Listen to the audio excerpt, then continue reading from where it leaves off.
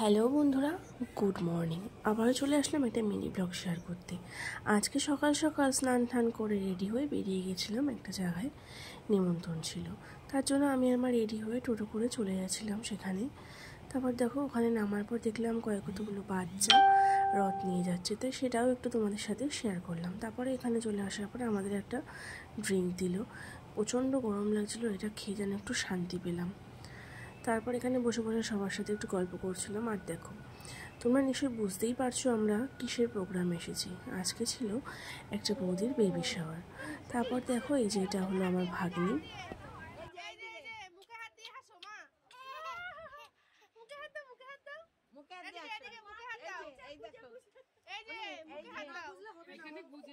তোমরা দেখতেই পারলে ওর হাসিটা। তারপর যে বৌদির আজকে বেবি শাওয়ার ছিল তাকেও একটু দেখে নিলাম, খুব মিষ্টি লাগছিল বৌদিকে দেখতে। তারপর দেখো, বৌদিকে খেতে দেবে বলে এখানে সমস্তটা সাজানো হয়ে গেছে। আর অনেকগুলো রান্নাও করা হয়েছিল বৌদি যেগুলো খেতে ভালোবাসে, এবং প্রত্যেকটাই খুব সুন্দরভাবে সাজিয়ে গুছিয়ে দেওয়া হয়েছিল। আর কতটা সুন্দর লাগছে দেখো দেখতে। তারপরে এখানে বৌদিকে খেতে দেওয়া হবে বলে বৌদিকে বসে নিতে বলা হয়েছিল। আর এতটাই গরম ছিল না, খুব কষ্ট হচ্ছিল। তারপর একে একে সবাই আশীর্বাদ করে নিয়েছিল বৌদিকে। আর দেখো, এতটাই গরম লাগছিলো বলে এখানে বৌদির সামনে কুলার সেট করে দেওয়া হয়েছিল যাতে কষ্টটা একটু কম হয়। তারপরে আমরা চলে গেছিলাম খেতে। তো আর এতটাই গরম লাগছিল না, কি বলবো।